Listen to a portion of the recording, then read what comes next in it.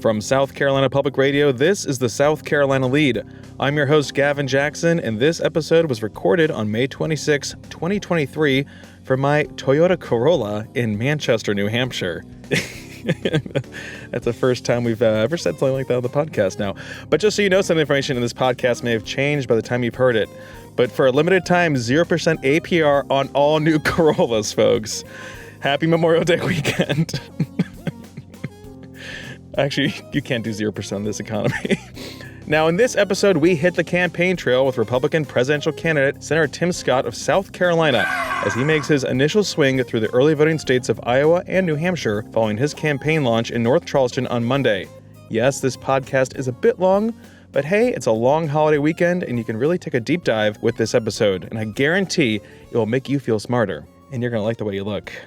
Now, the Lede also loves hearing from everyone. That's why we have a voicemail box set up at 803-563-7169. Give us a shout. Tell us what you did on your Memorial Day weekend, how you're celebrating and honor those who fought so hard for our country, as well as those continuing to fight for our country, and everything that's good about America, or maybe you don't like everything about America right now. Let us know, 803-563-7169.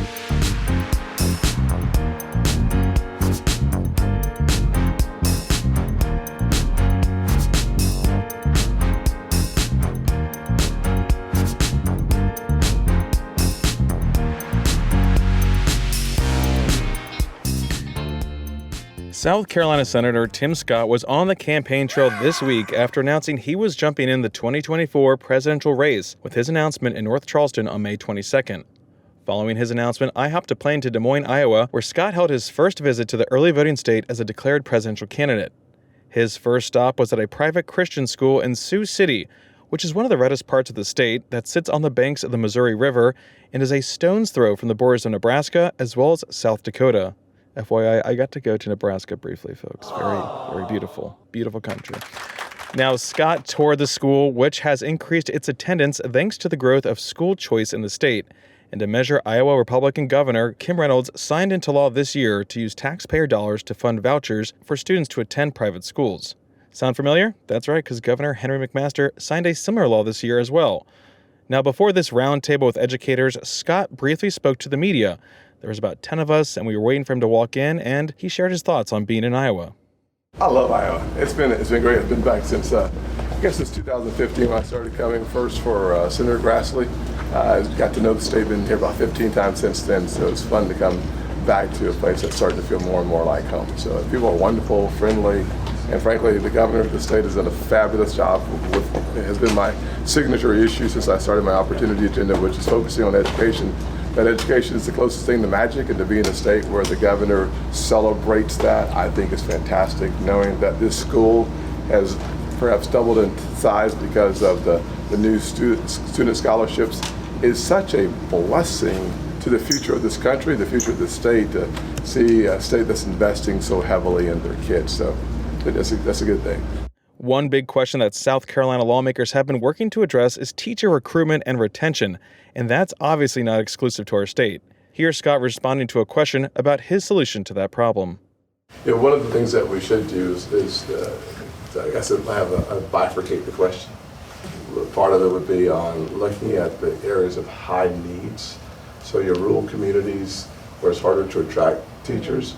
I think there are lots of things that we can do and should do. We can accelerate the path of reducing student loan burdens, not as President Biden would do it at this point, which is canceling the debt, but having an incentive-based approach, which says that you're going to teach in areas, if you're willing to teach in areas where the need is the highest, that we should provide more resources. The second thing that I see that I'm watching and modeling, there are some really great examples around the country. Success Academy in New York City is a charter school program that is about, I think, 85 or 86% African-American Hispanic kids.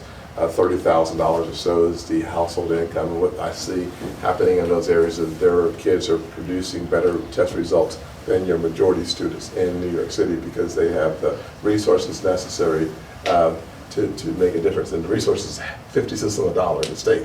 But what you see happening is that they have donors and others who are providing incentives. So one of the things I thought to myself is that we have a school in Charleston called Meeting Street Academies that actually pays incentives to teachers for test scores and better results. I would love to have a matrix that we can design to help to create the kind of results we need for the kids and compensate teachers accordingly. And so retention becomes less of an issue long term. I also think that you provide more student loan forgiveness, and you try to create an apparatus on the federal level that we're incentivizing teacher performance on the federal level. Most of the decisions on resourcing will come from the state and the local level, as it should. The federal government spends about $70 or $80 billion on K-12 education. Local government spends about $700 billion. And so one of the things I like to do is get a big pair of scissors and start cutting some of the red tape that says, here's what you must do in order to get our resources, even though we provide 10 cents on the dollar. Sure. And so the fewer restrictions that you have on how you use the dollars, the better off you are. Some of the things I've heard from superintendents around the country is that the COVID money that went out, it sits on a balance sheet, because all the strings attached to spending the money makes it not worth spending it, because you're obligating yourself to continuing programs that are more costly than the money that you get initially. And so they didn't spend the money. And so I think those are just a couple of ways I would try to tackle some of the shortages that we have today. Senator Scott also took my question following the end of the event to respond to the latest outrage of the week. Comments by Joy Behar on The View on Tuesday, saying that Scott doesn't understand systemic racism in America. Here's the clip from The View and Scott's response. And he's one of these guys who, he's like Clarence Thomas, black Republican who believes in pulling yourself by your bootstraps, rather than, to me, understanding the systemic racism that African Americans face in this country and other minorities. He doesn't get it, neither does Clarence. Right. And that's why they're Republicans. Yeah. Well, she's dead wrong. I said 2 years ago that I've been discriminated against without any question, though America's not a racist country. What I will say, though, is that what is insane and dangerous are people who are the liberal elites making millions of dollars a year trying to indoctrinate our kids that the only way to be successful in this country as a child of color is to be the exception. That is a lie, without any question, a lie. And it's a dangerous lie. The danger of that lie is that kids start believing that those low expectations set by adults determines their future. I can't think of anything more dangerous, more negative, and more absolutely insane than those comments. Hours later, he refined that response before a town hall event at Novelty Machine and Supply Company, a supplier that supports the manufacturing industry in the area. In a machine shop there, Scott shared part of his life story and vision for America to more than 200 folks who are evaluating the growing field of Republican presidential candidates who are seeking the support from Republicans who will hold the first caucus in the nation just months away in January 2024. Here's how he addressed race to that group after an audience member asked. I've tried to be as clear as I can be. I don't even need the stool anymore. You got me fired up here. So let me just say the truth here. I say this with all sincerity. A white lady telling a black man, I don't understand what it means to be black in America. It's not preposterous. It's not ridiculous. It's insane. It just is. I said this in 2021 when I responded to President Biden for the first time, my first major speech to the nation. I said, I have been discriminated against. I understand the pain and the challenges that come with discrimination. I don't hide away from that. But at the same time, I refuse to allow the minority of my experiences to color my picture. And it's one of the reasons why after I said I had been discriminated against, I said America is not a racist country. Because it's not. But here is the emerging prejudice I see in America. It's the liberal elite, black and white, that wants to tell me to stay in my place. That's discrimination. You want to talk about prejudice? The future of this country will not be determined by black or white. It will be determined by the quality of our education. Those same liberal elites trap poor kids in failing schools because they're wedded to big labor unions. They're more interested in keeping those kids trapped in their schools and trapped out of their futures. And they're going to talk about the great opportunity party. Give a brother a break. One thing we're not hearing from Senator Scott and other candidates on the campaign trail, unless pressed, is specifics about abortion bans. The South Carolina legislature approved the 6-week abortion ban bill with limited exceptions during a special session called by the governor. McMaster signed that 6-week ban, which is similar to the one that he signed in 2021. And like in 2021, the law has been challenged in the court, this time state court, which just granted an injunction. We'll have more on that next week, but I asked Senator Scott his thoughts on the measure as he was on his way out, even though he wasn't exactly taking questions. No, not really. I mean, I think the state is trying to protect the culture of life, and that's good news. I mean, I think the heartbeat bill is a step in the direction of that. But thank you guys very much. Thanks, Senator. I spoke with some of those at Scott's town hall for their initial response to him and his candidacy, including Eileen Saylor, who has seen Scott before. I'm vetting every single presidential candidate that's come through Iowa, but I really am looking for a candidate that has some chutzpah. I want a conservative. I want somebody who can stand up to the Washington, D.C. mess. I feel that we are in a managerial government. I don't like it. I really would like to see some leadership. I like Tim Scott a lot. I was excited about coming to see him. Yes, so you're talking about change, you're wanting to see some different things. Does he offer that message in your opinion? I guess you're evaluating everyone right now at this stage. That's right. What I see or heard from Tim Scott so far, and I've seen him a couple different events way before this election cycle, but that man he believes in America. He believes in the American dream. He's well-founded in faith, and he knows how to pick himself up by the bootstraps. He wants everybody to do that. I really like his message. While many Iowans are still learning about who South Carolina's junior senator is, they'll be hearing his message on the airwaves leading up to the August debate, thanks to a $6 million ad buy that kicked off this week in Iowa and New Hampshire. Scott had some $22 million on hand back at the end of March and reportedly has raised $2 million in the first 24 hours of his campaign launch. Translation: more than enough to keep the message up on air compared to some other candidates. To better understand Iowa, I spoke with Tom Beaumont, a Des Moines-based Associated Press reporter who has covered all the candidates as they have filtered through the state over the years. Tom tells us how Iowa went from voting for Barack Obama twice to voting for Donald Trump. Here's part of our chat, and Tom really helps us understand this first in the nation caucus state.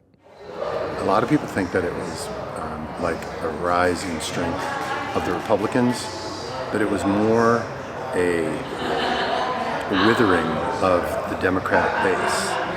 Democratic base in Iowa used to be rural progressives, urban and suburban liberals, and a really strong union base down the Mississippi River, manufacturing towns from Dubuque down south. They used to build farm implements.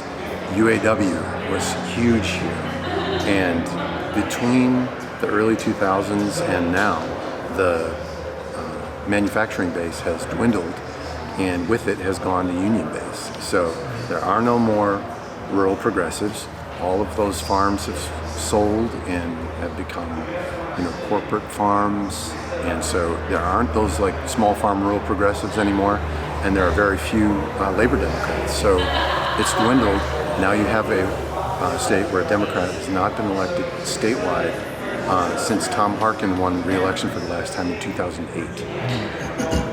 So then what does someone like Tim Scott need to do with this ruby red state now when there's growing presidential field? What does he need to do to get to know these people, to get their vote? Because we know him in South Carolina, but do Iowans know him?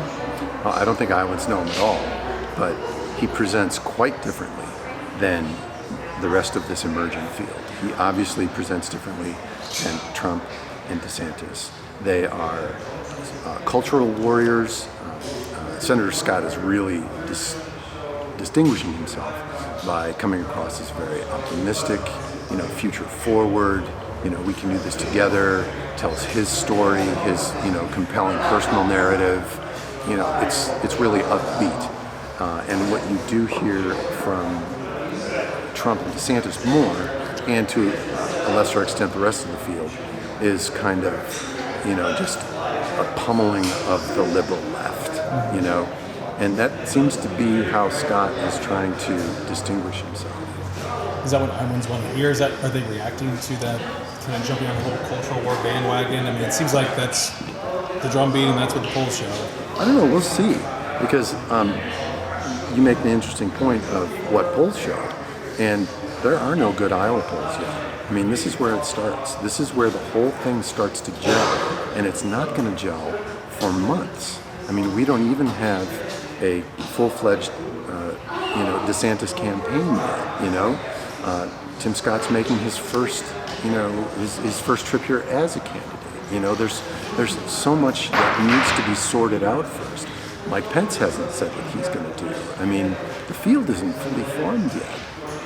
So it's going to take a while for what we see in national polls to have some sort of context on the ground in Iowa. You just did some reporting about organizing and what it takes to organize in a place like Iowa, because it isn't primaries, it's a caucusing, which is just so different. Right. Requires a lot of face-to-face, handshaking, a lot of press in the flesh, and organizing too. It sounds like DeSantis is already putting a lot of money behind that. Someone like Tim Scott's putting a lot of money behind advertising. Do you have to do, I guess, a little bit of both? Are there different tacks or ways to approach this, and is one better than the other? They kind of have to go hand in hand, but organizing is always, people say you really got to organize to get those people out to those evening meetings in the dead of winter. That's if you have something to catch. That's if you have a candidate with momentum to actually catch that momentum. If you're organized to the hilt and nobody is interested in what you're selling, that's not going to do you any good. I come back to the Obama campaign. They were really smart. They built out this huge organization, had crowds at their events, filtered through all the people that were attending, got their information, and then he got hot. And so they had an apparatus to catch his momentum. In 2016, Trump did not have an apparatus to catch what was his momentum. They left a lot of votes on the floor because they weren't following up on people that were showing up at their events and demonstrating interest. And so they finished second. They're doing it different this time. It's hard to be new twice, so we'll see. But Tim Scott does not have that problem because he is new now and he presents differently.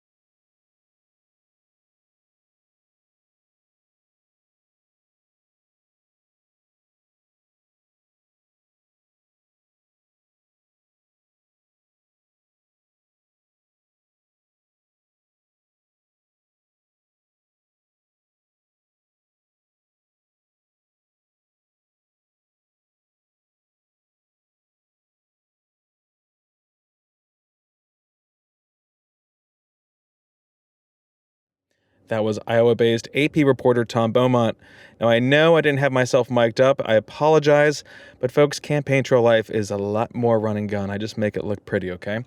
I also know Tom spoke about not having quality polling data out of Iowa yet, but I think he manifested it because shortly thereafter, Emerson College released an Iowa poll showing among all Iowa voters that former President Donald Trump commands the field at 62%. Followed by Florida Governor Ron DeSantis, who just announced this week, at 20%, and former Governor Nikki Haley and former Vice President Mike Pence tied at 5%, followed by Scott at 3%. Again, very early, like we heard Tom Beaumont say.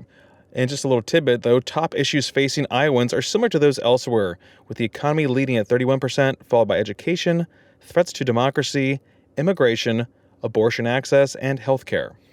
From the Hawkeye State, I flew to the Granite State, that's right, New Hampshire.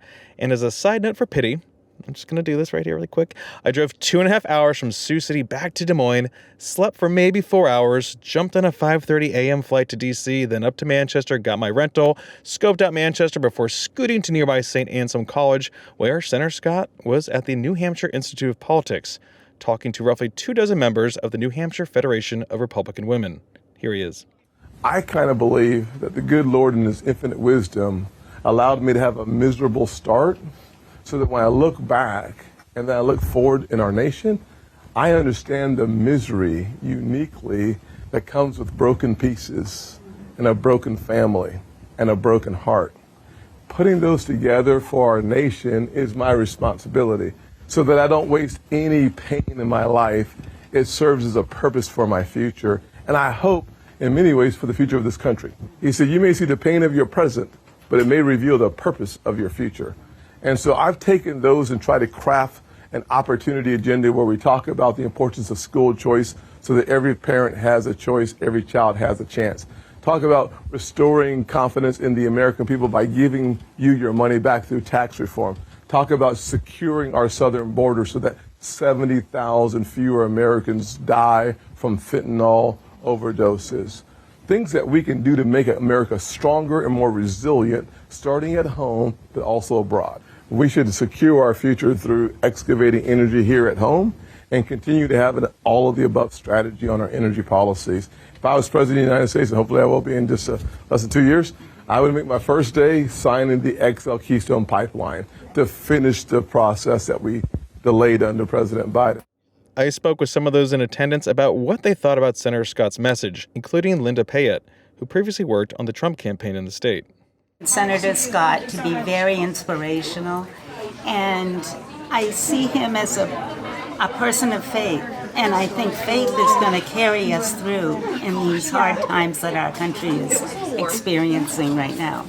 And he's a man with strength, and he carries that armor of God on him all the time, and I think he's refreshing. We need a refreshing look. We need a refreshing face, somebody that really is sincere, and I feel he's really sincere.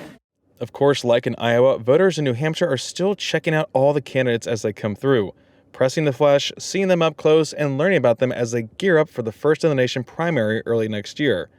Rita Madison of Dublin, New Hampshire, sums up her process of evaluating them as such. As far as the field right now, I don't think there's anybody I would totally dismiss. Any candidate that is the Republican nomination for president, I will be voting for. As far as who it's going to be right now, I don't know who I'm leaning towards. I really don't have you want that. And, Tim Scott's great, but I just heard him, so he's my guy. So who I go see tomorrow might be my guy, So that's what happens is, you get the emotional thing, but you got to come down to the facts. The facts matter, not just what you feel about it, and how great they look. I know Tim keeps saying he's not the best looking guy in the family or whatever, but he's a riot. So anyway, so I am looking for someone who believes in the Constitution, believes in God, believes in our country, believes that the people should be working for their living and not just taking a handout. I want people that love our country to be in charge of our country, not, giving it away for free. For additional perspective on the unique nature of New Hampshire politics, I spoke with St. Anselm College New Hampshire Institute of Politics Executive Director Neil Levick. Here's part of our interview, and he starts off by telling me why New Hampshire is so important and how presidential politics have changed over the decades.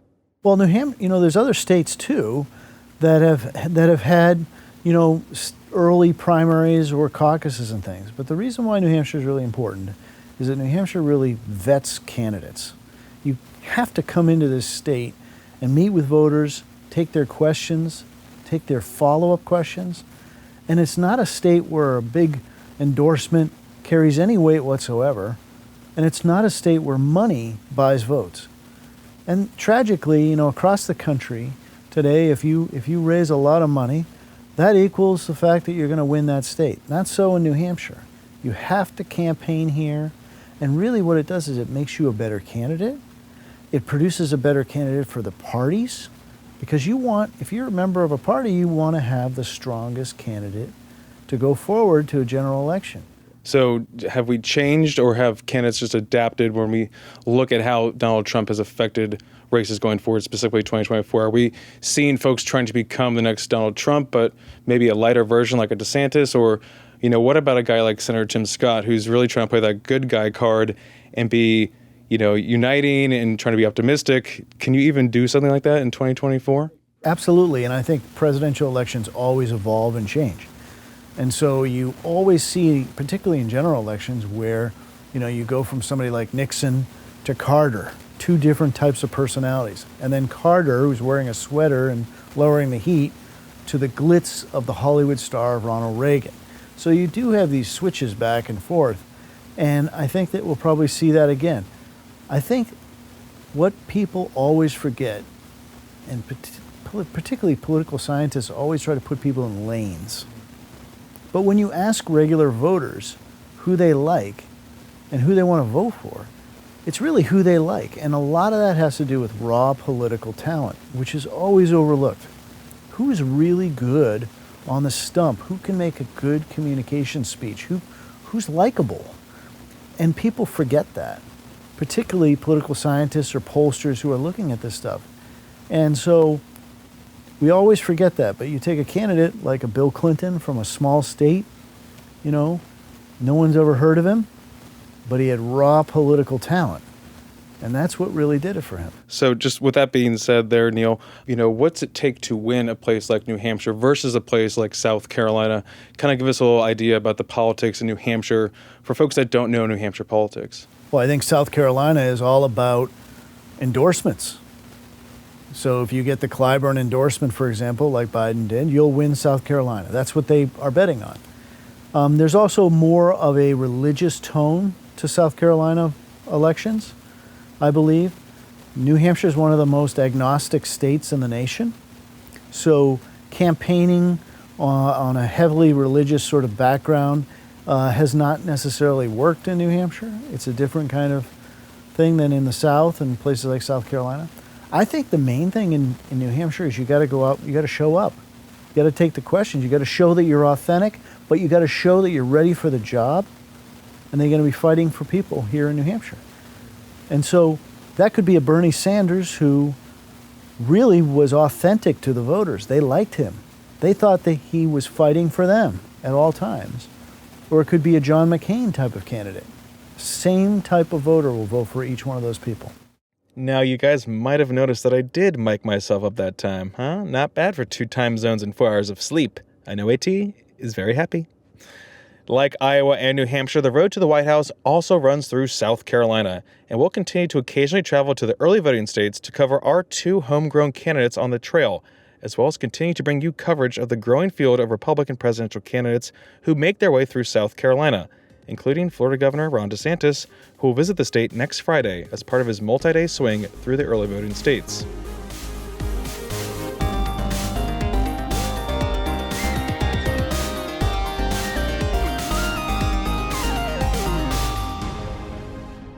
Welcome to the wind down section, our little break from the news, and we're glad you're here, folks. This is our chance to talk about all the things that are not news related and give everyone a break from the constant news cycle or that Spoleto life. Am I right, A.T. Shire? Oh, yes. I'm so glad that you made me come to this, Gavin. Yes, live from Charleston, our boy. Who, A.T., just blessed us with his presence. Oh, you're welcome, everyone, okay? Because this was a lot, all right? Yeah, I know. I appreciate you being here. As much as I needed pity during this taping, I know you also need a lot of love and support, too. It's just started. Gavin, you're winding down from your trip. My trip, it's literally the first day. It's literally the first day. Oh. Well, we got any voicemails? What do we got? The good news, Gavin, is we got a voicemail, okay? Oh, that's good. That is good news. And it's really great for you. This is a Gavin-centric voicemail. It's short, sweet, to the point, and it's all Gavin all the time. So are you ready? Yeah, okay. Yeah. Okay, yeah, all right, sure, let's go. Sure. Hey, Hey, Gavin. It's me, Jamal Jackson from Monk's Corner, just giving you a call. I like your show, like what it's about, like what I'm hearing. Enjoy getting a perspective that I don't hear too much. I know Post and Courier has a podcast that I listen to, and they gave you a little shout-out. So now I'm here, and I want to experience this journey with you. Thanks again for your work, and hope to hear your next episode. Bye. Thank you, new listener Jamal, and of course to the Post and Courier for a shout out. A few people, I don't know if you guys know, maybe some of our longtime listeners do know that I used to work at the Post and Courier, so love those folks over there, love Understand SC. Different kind of podcast, but we appreciate everyone in the podcasting realm, especially those in South Carolina. So I think we all occupy our own lanes. You say to support your newspapers at the end, okay? I do. That's all. This is all part of it. That means I'm listening legally to the obligated. pods too. But yes, Gavin working at the PNC, that's settled lead law right there. Yeah, and ancient lore. Couldn't be happier to be at SCETV for the past 6 years now. Oh my God. Oh, yes, this is episode 425 of this podcast. Yes, and as people probably heard that we got Mayan Schechter coming from the state newspaper to come work at SC Public Radio. She'll be starting later this month, later June, I should say, and we are just super excited for her. Ancient friend of the pod, old friend of the pod, Mayan Schechter. So happy that she will be occupying a office right two down from offices you. down. See, it goes AT best, AT number one best. BB Then you go all the way to the bottom. Next one, Vince Cold Blugo, and then you go back up.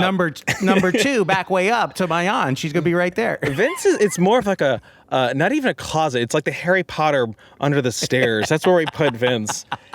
Yeah, I store all my extra like dirty socks and shoes in his office, and it's there's brooms, there's a mop. I think it's just he's okay with it. We've asked. He's like this might cross. I always look in there, can never find him. It's dark, it's stinky, it is. It's weird. It smells, but it's always wrappers and candy corn. Oh, I mean, it's like E.T. with candy corn, like trying to lure you into his office. He's gonna call us. Yeah, he's the defamation lawsuit just got new material. We continue to defame Vince Goldblugo. Yes. But you know what? He's a public figure, and that threshold's way higher. Yeah, this is First Amendment stuff, people. This is easy. We got lawyers on retainer anyway. And I hate that the folks need to hear about it. I know it's so internal, but you guys just need to know how difficult it is to work with him. So, Gavin, what was your favorite thing in each state? What did you see this time, or was it just like pedal to the metal work? For it was way more pedal to the metal this go around. I will say things I look forward to in Iowa at least is like, and it's kind of lame, but when you're driving on Interstate 80. They have these giant windmills, right? Like the giant, turbines, wind turbines. Wind turbines. And they are just so mesmerizing when you're driving. And then at night, they all blink in unison. So there's like fields of them, right? They're all kind of scattered about. And so when they all blink, it's like this synchronized firefly type thing. And it's just kind of wild to see. So if Gavin ever crashes on the road, it's because he's been mesmerized by turbines. Yes. He's like deer in the headlights. What else happened? It's just been such a blur. I stayed at the same place I stayed in Iowa, so that was convenient. Didn't really do much local stuff. I didn't have any pizza this time. I just went to Trader Joe's and got groceries. Thank God. What a good decision. How much longer till you're an Iowan? Because at this point, am I a Charlestonian? I don't know. I've basically lived in Charleston for a year, 1 month at a time. And now Iowa was like 85 degrees. It was hotter there than it was in South Carolina. So complete 180 from when I was there in like February when it was like 18. But then you're talking about being an Iowan. I would actually prefer to be a New Hampshirean because it was... It's just so quaint here. It's like the Northeast, it's really nice. They got lobster rolls. It's nice. It's on the ocean. Refreshing. Like, come on, it's nice. It was refreshing. I wasn't landlocked. I had such a long travel day, right? So I flew in and then I landed, then I had to go and go and go. And then I got to the hotel, a really nice Best Western. I've never really seen a Best Western, really nice. Another novel sentence first ever uttered on this podcast. But I really checked nice in, Best Western. And this really nice woman who, with her thick Boston accent, was like, "Give me the lowdown." She's like, "And by the way, there's like this brew pub across the way, really good." And I was like, oh my God, that's all I need right now after a day like this. Exactly. Like I right. went to my room and I laid down in quiet for like a solid hour. Then I'm like, okay, I need a couple beers. So if Get myself together. if we're So just- ranking yeah. Iowa landlocked, New Hampshire not landlocked. Yeah, I love And it. Yeah. I gotta give accent to New Hampshire too, right? Mm-hmm. Accent in New Hampshire way better. And I had I went to this Red Arrow Diner, which is I guess a little bit of a stop. It's definitely a dive type greasy spoon. Love here that. in Manchester, and interesting menu. A lot of stuff on the walls. There's a Guy Fieri signed poster on the wall. They've been here, divers, drive-ins, and dives.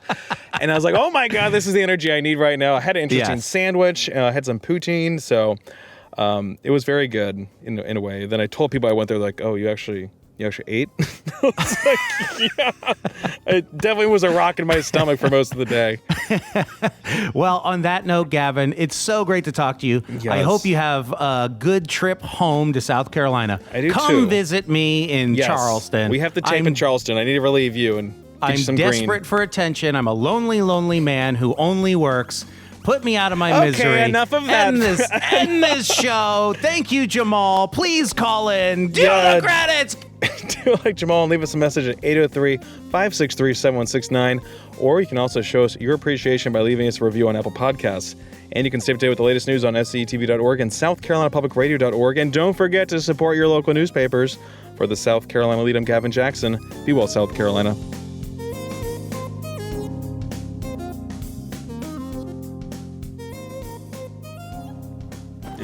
People walking in and out of the hotel, like looking at me. I'm like, yeah, it's a podcast studio, honey. Ever heard of it, a guy?